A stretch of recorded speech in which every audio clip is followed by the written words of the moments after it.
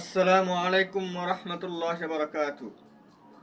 আমি একটা ধারাবাহিকতা নিয়ন্ত্রণ করে আমি আজকে খুবই গুরুত্বপূর্ণ একটি অধ্যায় নির্ধারণ করেছি, যে অধ্যায়টি আজকে শুরু করব, যেটা হচ্ছে আমাদের এইচএসসি 27 ব্যাচ, অর্থাৎ ইন্টারমিডিয়েট যারা স্টুডেন্ট 27 ব্যাচ। আপনারা হয়তো সামনে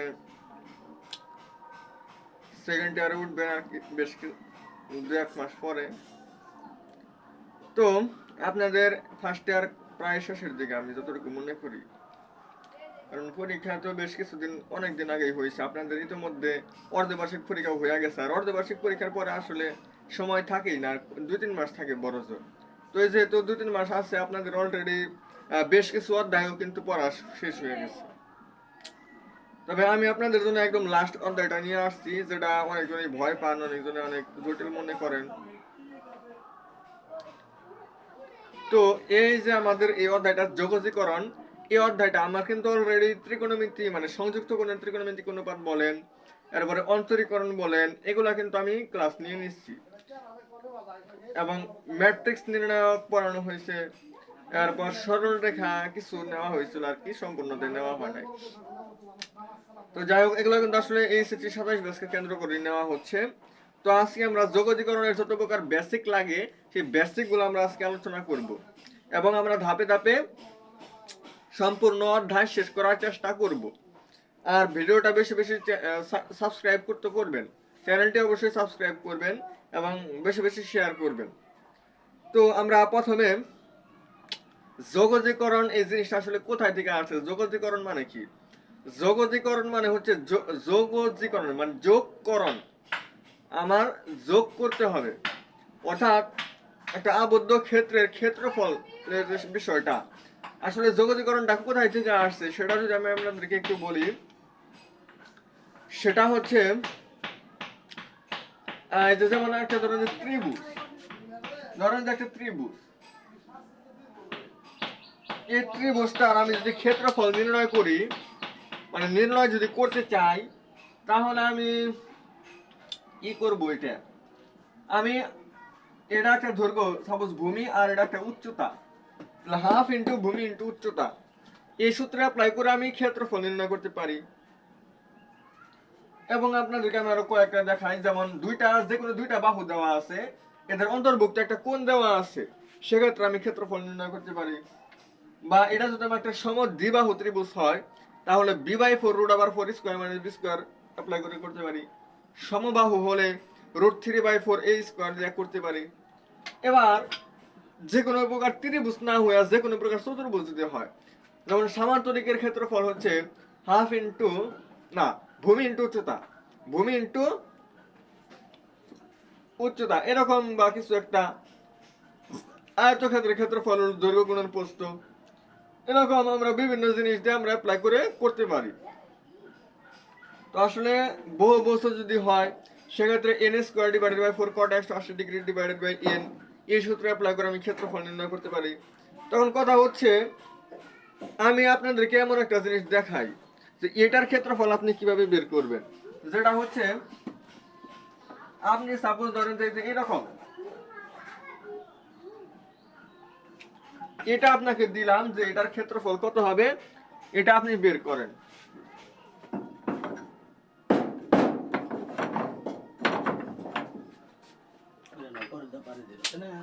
এই যে এই জিনিসটা আমি দিলাম, অথবা আমি আপনাদেরকে তিনটা থেকে দিলাম, এটা আমি এরকম দিয়ে দিলাম, এরকম যে একটা অংশ ডেউ ডেউ ডেউ ডেউ দিচ্ছি, এই জিনিসটার ক্ষেত্রফল আপনি কিভাবে নির্ণয় করবেন? এটাকে আপনি কোনো ত্রিভুজের সূত্র অ্যাপ্লাই করতে পারবেন, কোন একটা সামান্তরিক, চতুর্ভুজ, বহুভুজ কোনো কিছু সূত্র অ্যাপ্লাই করা যাবে, বা একটা বৃত্ত কি বৃত্তের সূত্র অ্যাপ্লাই করা যাবে? এমন কোন জিনিস আপনি পাবেন না যে সূত্র অ্যাপ্লাই করে আপনি এটার ক্ষেত্রফলটা নির্ণয় করতে পারবেন। তাহলে এই জিনিসগুলোর ক্ষেত্রফল আমি কিভাবে নির্ণয় করতে পারি, যেটা কোনো সূত্র পড়ে না, বৃত্তের সূত্র পড়ে না, পরাবৃত্ত, উপবৃত্ত, অধিবৃত্ত, এরপরে কোনো ত্রিভুজ, কোনো প্রকার চতুর্ভুজ বা কোনো কিছুর আকৃতি আপনার পড়তেছে না, তাহলে কোনটার ক্ষেত্রফলের সূত্র অ্যাপ্লাই করে আপনি ক্ষেত্রফলটা নির্ণয় করবেন? আছে কোনো রাস্তা আছে? বিজ্ঞানীরা এটা নিয়ে অনেকক্ষণ মানে অনেকদিন গবেষণা করছে, যা আসলে এই যে এই রিলেটেড যে মানে চিত্রগুলা বা এগুলা যে একটা আবদ্ধ একটা ক্ষেত্র, এই আবদ্ধ ক্ষেত্রটার ক্ষেত্রফল আমরা কিভাবে নির্ণয় করতে পারি? বিজ্ঞানীরা এটা নিয়ে অনেক গবেষণা করছে। কি করছে? গবেষণা করছে। গবেষণা কইরা এই যে এই যোগজীকরণটা আবিষ্কার করছে। যোগজীকরণ এমন একটা জিনিস, এইটা অ্যাপ্লাই করে আমরা এটার ত্রিভুজ মানে এটার ক্ষেত্রফল আমরা বের করতে পারি, এটার ক্ষেত্রফল আমরা বের করতে পারি। সাপোজ একটা ত্রিভুজের ক্ষেত্রফল আমরা যোগজীকরণের সূত্র অ্যাপ্লাই করে করতে পারি, মানে যোগজীকরণ অ্যাপ্লাই করে করতে পারি। তাহলে আমার ওই যে ত্রিভুজের যে বিভিন্ন ক্ষেত্রফল, চতুর্ভুজের ক্ষেত্রফল কিচ্ছু আমার প্রয়োজন পড়বে না। তো আসলে যোগজীকরণটা আসলে এটাই যোগজীকরণ হচ্ছে যেটার মধ্যে কোনো ফরম্যাট পড়ে না, কোনো সূত্র পড়ে না, সেই জিনিসটার ক্ষেত্রফল আমরা নির্ণয় করতে পারি এই যোগজীকরণের মাধ্যমে। বিজ্ঞানীরা এটাই আবিষ্কার করছে যে আসলে কিভাবে কিভাবে আমরা এই সমস্ত আবদ্ধ ক্ষেত্রের ক্ষেত্রফল নির্ণয় করতে পারি। তারা এই সূত্রটা অ্যাপ্লাই করার মাধ্যমে মানে তারা এই গবেষণার মাধ্যমে এই যোগজীকরণটা আবিষ্কার করছে। অর্থাৎ যোগজীকরণ হচ্ছে আমার এই যে একটা আবদ্ধ ক্ষেত্র, এই সম্পূর্ণ আবদ্ধ ক্ষেত্রের একটা সমষ্টি। এটা কি হলো? সমষ্টি। সমষ্টিকে কি দ্বারা প্রকাশ করা হয়? সামেশন। সমষ্টি মানে কি? সামেশন। সামেশন মানে তো সমষ্টি বোঝায়। এখন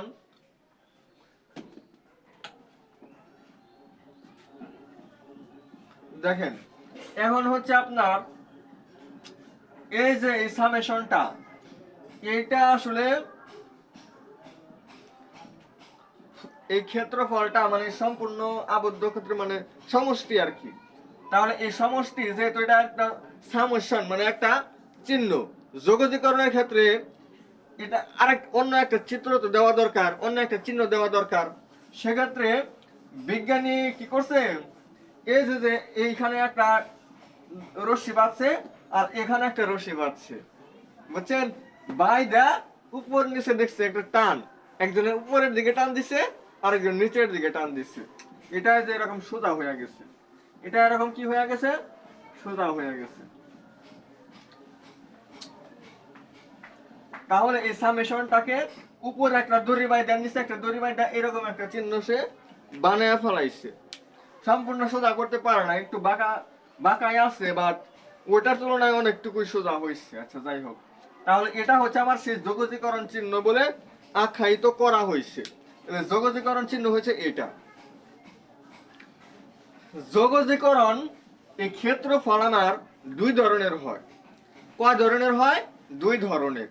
একটা হচ্ছে আমার নির্দিষ্ট আর একটা হচ্ছে অনির্দিষ্ট। আচ্ছা, এখন এখানে সাপোজ একটা সংখ্যা বসবে আর এখানে একটা সংখ্যা বসবে, আর এখানে যদি বলা হয় dx, d এর সাথে কি আছে? x আছে। মানে আমি আপনাদেরকে বলি, যদি যোগজীকরণ যদি শিখতে চান তাহলে আপনারা অবশ্যই অন্তরীকরণ পারতেই হবে। অন্তরীকরণ পারতেই হবে। আপনি যদি অন্তরীকরণ কিছুই না পারেন সেক্ষেত্রে আপনি যোগজীকরণ করতে আসেন না, আপনি পারবেন না। আপনি যোগজীকরণ যদি শিখতে চান আপনার অবশ্যই অন্তরীকরণ খুব ভালোভাবে শেষ করে আসতে হবে।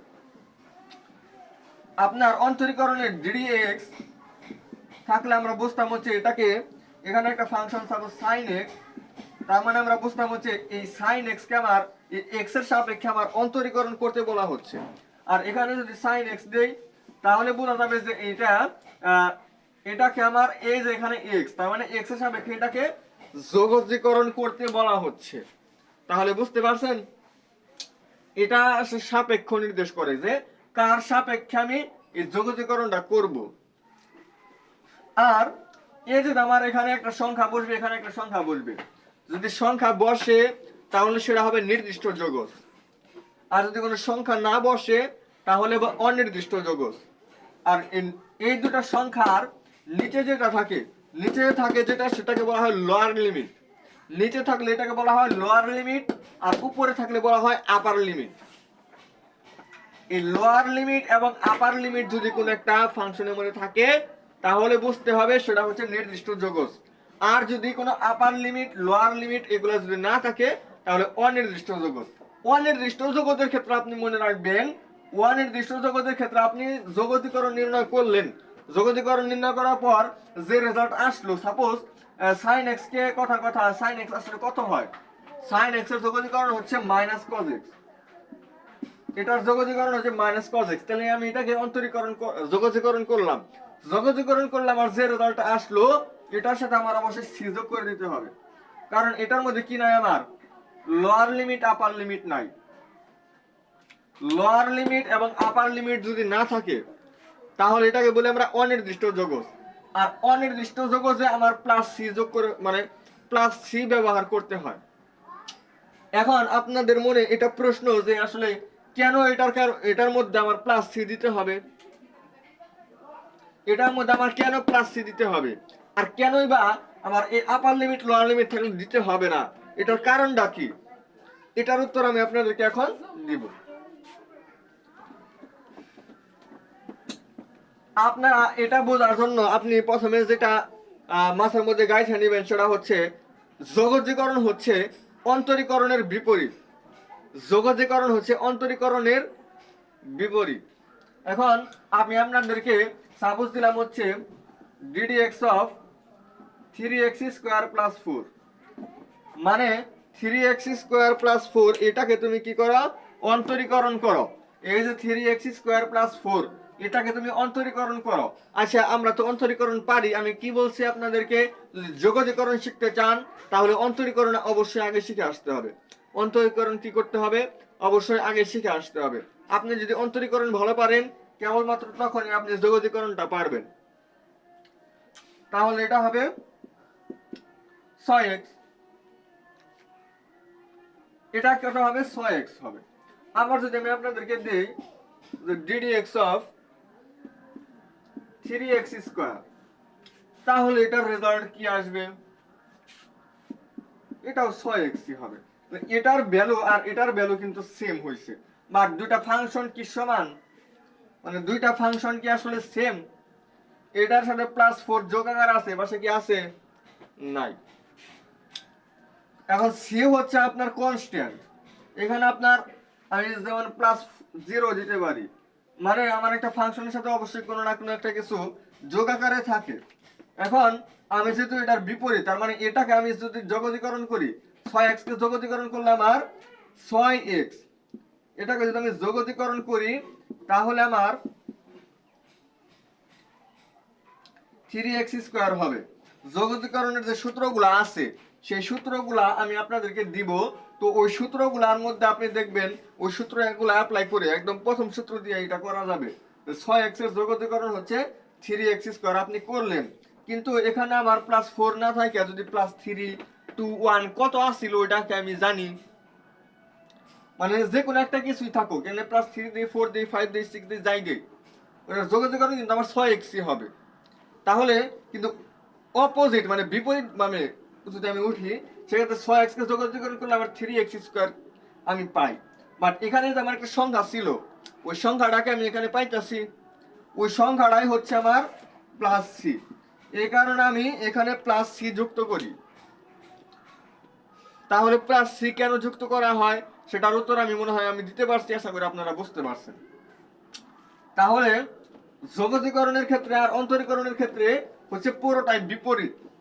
যেমন আমি আপনাদেরকে আরো একটা বেসিক দেখাই, যে বেসিকটা আপনাদের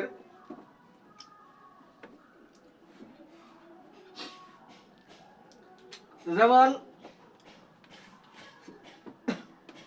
x to the power n, x to the power n এটাকে যদি আমি অন্তরীকরণ করি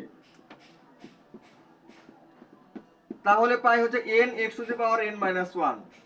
অনুরূপ ভাবে আমি যদি এটাকে যদি যোগজীকরণ করি n x to the power n minus 1, এটাকে আমি x এর সাপেক্ষে যোগজীকরণ করলে পাবো হচ্ছে x to the power n।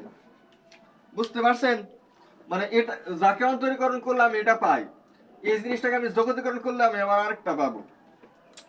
আবার দেখেন sin x, sin x এর অন্তরীকরণ কি, cos x, তাহলে cos x এর যোগজীকরণ আবার কি, sin x। বুঝতে পারছেন, sin x এর অন্তরীকরণ যেহেতু cos x, তার মানে cos x এর যোগজীকরণ হচ্ছে আবার sin x। তাহলে একটা আরেকটার বিপরীত, একটা আরেকটার বিপরীত। আমরা পড়ছি ডিফারেন্সিয়েশন মানে অন্তরীকরণ, ডিফারেন্স মানে পৃথক করা, আলাদা করা, মানে বিয়োগ করা, বিয়োগ আর যোগজীকরণ মানে যোগ করা মানে একত্রিত করা, সেক্ষেত্রে কি একটা আরেকটার বিপরীত হচ্ছে, তো সেই জিনিসটাই। আশা করি আপনাদেরকে অনেক কিছু আসলে দিতে চাইতেছি, আশা করি দিতে পারতেছি। তো আপনারা একটু মনোযোগ সহকারে ক্লাসটা সম্পূর্ণ করতে থাকেন। আমি আপনাদেরকে এখন যে জিনিসটা দেখাবো সেটা আরো খুবই খুবই ইম্পর্টেন্ট, এটা আপনার জানতে হবে। সাপোজ sin 7x ছিল, sin 7x, এটাকে আমার অন্তরীকরণ করলে sin 7x এটা হবে cos 7x। এখন এটার সাথে যে জিনিসটা আছে 7x, এটা তো আমার x না, 7x কি আসলে x? এটা x না, তাহলে এটাকে আমি আবার অন্তরীকরণ করতে হবে। তাহলে অন্তরীকরণ করলে আবার যে রেজাল্ট আসলো সেটা হচ্ছে 7। এই 7 আমি কি করব, এটার সাথে গুণন করব। তাহলে যেটাকে আমি x ধইরা অন্তরীকরণ করছি, কিন্তু আসলে সেটা x না, সেক্ষেত্রে ওইটার অন্তরীকরণ আমি কি করছি, এখানে গুণন করছি। অনুরূপ ভাবে এটা যদি আমি উল্টাই, যে sin x এটার যোগজীকরণ কত হবে, সেক্ষেত্রে sin x মানে কাকে অন্তরীকরণ করলে আসলে sin x পাওয়া যায়, মাইনাস cos x কে অন্তরীকরণ করলে sin x পাওয়া যায়। তাহলে sin x কে যোগজীকরণ করলে মাইনাস cos x পাওয়া যাবে, মাইনাস cos 7x। কিন্তু এটা তো আমার x না, এটাকে আমার x, তাহলে এটাকে আমি আবার অন্তরীকরণ করতে হবে, করলে কত হয় 7। ওই 7 আমি অন্তরীকরণের ক্ষেত্রে কি করছি, গুণন করছি, আর যোগজীকরণের ক্ষেত্রে আমার ভাগ করতে হবে। যোগজীকরণের ক্ষেত্রে আমার কি করতে হবে, ভাগ করতে হবে। তাহলে এটা হচ্ছে আমার যোগজীকরণের রেজাল্ট। আর এটার সাথে আমার যেহেতু এটা লোয়ার লিমিট এবং আপার লিমিট নাই, তার মানে একটা অনির্দিষ্ট যোগজ, এই কারণে আমার প্লাস সি যুক্ত করতে হবে। আশা করি মোটামুটি আমি অনেক বেসিক আসলে আমি আলোচনা করছি। তাহলে যোগজীকরণের যে বেসিক গুলো আমি এ পর্যন্ত এই 17-18 মিনিট আমি যতটুকু বেসিক আপনাদেরকে আমি দিলাম, আশা করি আপনারা মোটামুটি হইলেও এটা মানে বুঝতে পারছেন, বোঝার চেষ্টা করছেন। যদি একটু ভালোভাবে বোঝার চেষ্টা করেন, যোগজীকরণ আপনাদের জন্য একদম সহজ হয়ে যাবে। এখন দেখি আরো কি কি বেসিক আসলে আমার বাকি আছে কিনা, যেগুলো বাকি আছে সেগুলো আমি আপনাদেরকে দিব। তাহলে যোগজীকরণ ধ্রুবক হচ্ছে প্লাস সি, যেটা সম্পর্কে আমি আলোচনা করছি, এটা ছিল আমার প্রথম টপিক বইয়ের। তারপরে অনির্দিষ্ট যোগজ, সেটা আমি আলোচনা করছি। যোগজীকরণের ধর্ম,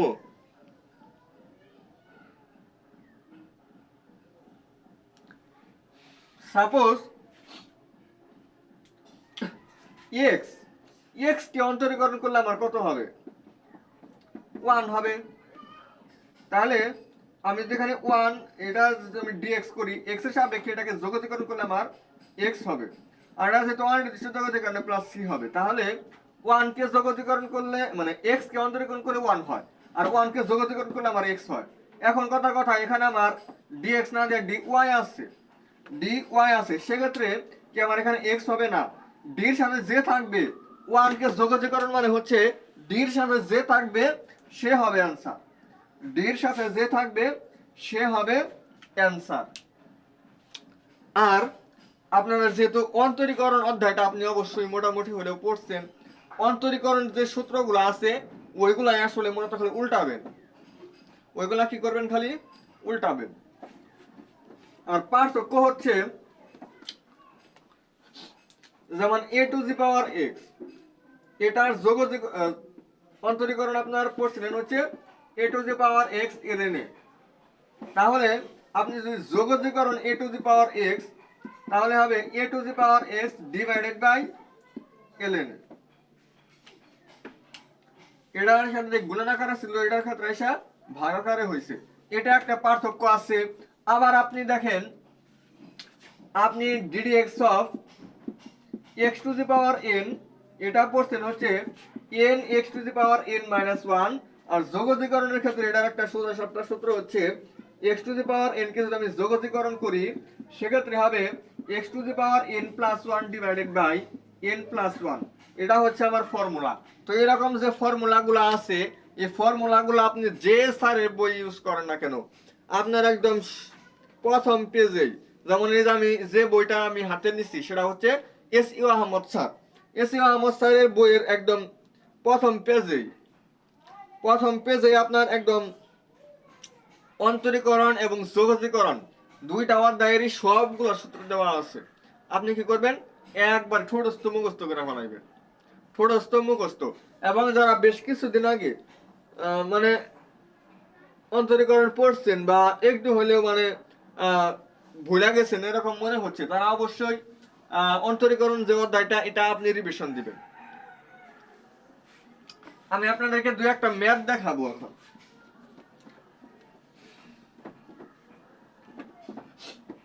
আসলে বেসিক এটা প্রথম ক্লাস, আজকে অবশ্যই ম্যাথ করানো উচিত না, তারপরেও আপনাদেরকে দুই একটা দেখাই।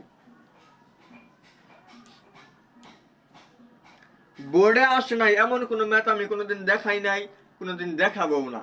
আমি শুধু দেখাবো যেগুলো বোর্ডে আসছে। তো এরই আমি প্রথম যে ম্যাথটা হাতে নিতে আসি সেটা হচ্ছে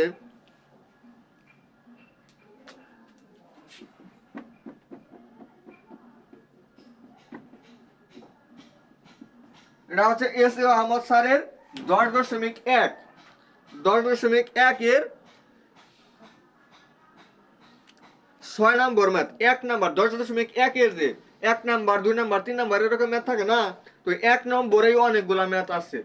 ওই 1 নম্বরে ম্যাথ আছে হচ্ছে আপনার অনেকগুলা আছে, 16টা ম্যাথ আছে।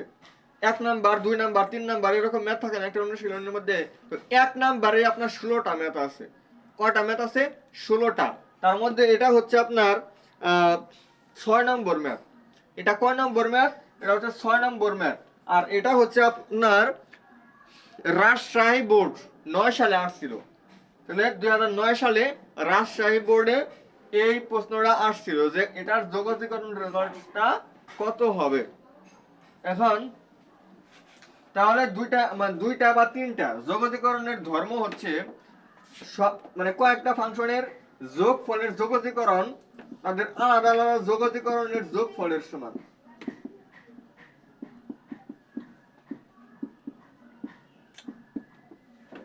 আর আলাদা আলাদা যোগজীকরণের যে আলাদা আলাদা যোগজ হয়েছে এগুলোর যোগফল মানে কয়েকটি ফাংশনের যোগফলের যোগজীকরণ তাদের আলাদা আলাদা যোগজীকরণের যোগফলের সমান। এবং এটা কি যোগজীকরণ? এটা হচ্ছে একটা অনির্দিষ্ট যোগজীকরণ। এখানে লোয়ার লিমিট আছে, আপার লিমিট আছে, এগুলা নাই। লোয়ার লিমিট আপার লিমিট যদি না থাকে সেটাকে বলা হয় অনির্দিষ্ট যোগজ। সেটাকে কি বলা হয়? অনির্দিষ্ট যোগজ। আচ্ছা যাই হোক, তো অনির্দিষ্ট যোগজে এই যে ওয়ান কে যোগজীকরণ করলে এখানে কত হবে? d সাথে আসলে x, তাহলে ওয়ান কে যোগজীকরণ করলে হবে এখানে x। অথবা আপনি এখানে আরেকটা সূত্র মানে এই 1 কে আপনি x টু দি পাওয়ার 0 দিতে পারেন না। x টু দি পাওয়ার 0 মানে 1 হয়। তাহলে x to the power n মানে কি? n মানে 0। x to the power n plus 1 divided by n plus 1। যাই হোক ওই সূত্র দেওয়া করলে আপনার এখানে x আসবে। প্লাস এখানে x to the power minus 1, এই মাইনাস 1 কে আপনি n ধরবেন। তাহলে হ্যাঁ আপনাদেরকে আমি একটা দেখাই। আসলে যদি x to the power minus 1 হয় সেক্ষেত্রে আমরা x to the power n এর সূত্র আমরা অ্যাপ্লাই করব না। তাহলে x to the power minus 1 এটাকে লেখা যায় 1 ডিভাইডেড বাই x। আপনার এই যোগজীকরণের ক্ষেত্রে একটা সূত্র আছে হচ্ছে এরকম, নিচে যে একটা ভগ্নাংশ আচ্ছা আপনি এইভাবে চিন্তা করেন যে ln x আসছিল না, ln x এর অন্তরীকরণ ছিল 1 divided by x। 1 divided by x, তাহলে 1 ডিভাইডেড বাই x এটার যোগজীকরণ আবার কি হবে? ln x হবে।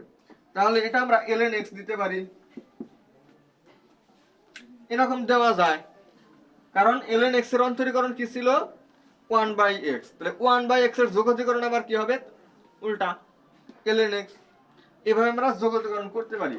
এখন যদি আপনাদেরকে আমি আরেকটু অ্যাডভান্স যেটা বলি, একটা ভগ্নাংশ যদি থাকে সেক্ষেত্রে হরে যেটা থাকবে হরে এখানে এক্স আছে, হরে যেটা থাকবে সেটাকে অন্তরীকরণ করলে যদি আমার উপরেরটা পাওয়া যায়, হরে যে জিনিসটা থাকবে সেটাকে অন্তরীকরণ করলে যদি আমার উপরেরটা পাওয়া যায়, সেক্ষেত্রে হবে ln নিচেরটা, ln নিচে কি আছে x, ln x দুই ভাবেই করা যায়।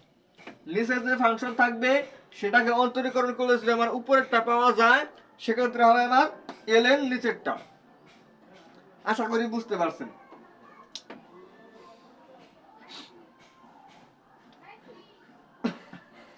আবার x টু দি পাওয়ার -2, এটা আপনি কিভাবে করবেন? x টু দি পাওয়ার -2 রে আপনি 1 ডিভাইডেড বাই x স্কয়ার দিতে পারেন, 1 ডিভাইডেড বাই x স্কয়ার এরকম দিতে পারেন। তাহলে এটাকে অন্তরীকরণ করলে হয় 2x, কিন্তু উপরে কি আমার 2x আছে? উপরে আছে আমার 1, তার মানে আমার এই যে ln এর কিছু আসবে না। এটার ক্ষেত্রে আমি x টু দি পাওয়ার, এই যে এটা হচ্ছে আমার n প্লাস 1, নিচে হচ্ছে আমার n প্লাস 1, এরকম হবে। তাহলে এটা হয় আমার x plus ln x plus, এখানে হয় x টু দি পাওয়ার -1, নিচে হচ্ছে -1, তাহলে x plus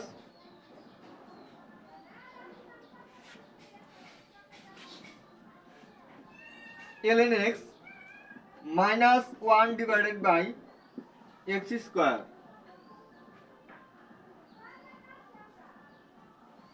-1 divided by x এরকম আসে।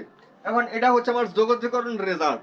এখন আমরা দেখতে পাচ্ছি এটা হচ্ছে একটা অনির্দিষ্ট, এটার মধ্যে কোনো লিমিট নাই, এই কারণে এটার সাথে কি হবে? সি যুক্ত হবে। আশা করি নিচে দেখা যাইতেছে না, আমি উপরে লিখবো।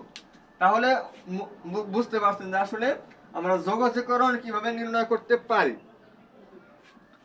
আপনি যদি দুইটা কথা মনে রাখেন, তাহলে যোগজীকরণ আপনার জন্য অনেক সহজ হয়ে যাবে। এক নম্বর কথা হচ্ছে যোগজীকরণ হচ্ছে অন্তরীকরণের বিপরীত, যোগজীকরণ হচ্ছে অন্তরীকরণের বিপরীত। তাহলে এটা যেমন অনেক কিছু হয়, যেমন ওই যে যোগজীকরণের অন্তরীকরণের ক্ষেত্রে আমার একটা জিনিস গুণন হইতো, যোগজীকরণের ক্ষেত্রে ভাগ হবে, মানে সাইন এক্স এর অন্তরীকরণ হচ্ছে কজ এক্স, কজ এক্স এর যোগজীকরণ আমার কি হবো? সাইন এক্স হবো। আমরা অনেক কিছু বের করতে পারি। আর আপনার অন্তরীকরণটা ভালো পারতে হবে। এখন যার বিপরীত, সাপোজ দিন, দিন সম্পর্কে আমি খুব ভালো জানি এবং দিনের বিপরীত হচ্ছে রাত, তাহলে রাতে সম্পর্কে আমি একটু হলেও আইডিয়া নিতে পারবো, তাহলে রাতটা আমার কি মনে হতে পারে। যেমন একজন বন্ধু, একজন বন্ধুর বিপরীত কি? শত্রু। একজন বন্ধু আপনার কি কি উপকার করতে পারে সেটা যদি আপনি জানেন, তাহলে অবশ্যই আপনি বুঝবেন যে একজন শত্রু তাহলে কি কি ক্ষতি করতে পারে, এরকম একটা আইডিয়া কিন্তু নেওয়া যাবে। তো এইরকমই আসলে হচ্ছে আমার এই অন্তরীকরণ এবং যোগজীকরণের বিষয়টা। আর এই দুইটাকে একত্রিত থেকে বলা হয় আমার হচ্ছে ক্যালকুলাস। তো এই ক্যালকুলাস চ্যাপ্টার আজকে যেহেতু প্রথম ক্লাস, এটার এই যোগজীকরণের আমি এতটুকু বেসিক আপনাদেরকে আমি দিলাম। এই ক্লাসটা আপনারা বেশি বেশি শেয়ার করবেন, ভিডিওটিতে লাইক দিবেন এবং বেশি বেশি শেয়ার করবেন বন্ধু বান্ধবের কাছে। আমরা একদিন পর পর ক্লাস নিব, বা কোনো কারণে একদিন পর না হয়ে 2 দিন পর পর হতে পারে কোনো কারণে, তবে আমি চেষ্টা করব একদিন পর পর একটা করে এই যোগজীকরণের ক্লাসটা দেওয়ার জন্য। আর ক্লাসের প্যাটার্নটা হচ্ছে যে আসলে প্যাটার্ন বলতে না, প্যাটার্ন না, পরিসংখ্যান, যে আসলে কতদিন লাগতে পারে এই সম্পূর্ণ অধ্যায়টা পড়তে, বা কয়টা ক্লাস লাগতে পারে। আমি আপনাদেরকে বলবো 12 থেকে 14টা ক্লাস লাগবে, 12টার মতো ক্লাস লাগবে, তবে 13টা বা 14টা হতে পারে। আর তাহলে একদিন পর পর নিলে 14 থেকে 28, তার মানে আমার 1 মাস সময় লাগবে। আমার 1 মাস সময় লাগবে 13 থেকে 14টা ক্লাস নিতে হবে। 13টা থেকে 14টা ক্লাস নিব, এর মধ্যে আমার প্রায় 1 মাস সময় লাগবে। এর মধ্যে আমি আপনাদেরকে একদম যোগজীকরণ একদম কি করে দিব, একদম পানি পানি করে দিব। তো আজকের ভিডিওটা এই পর্যন্ত, সবাই ভালো থাকবেন। আসসালামু আলাইকুম রহমতুল্লাহ বারাকাতুহু।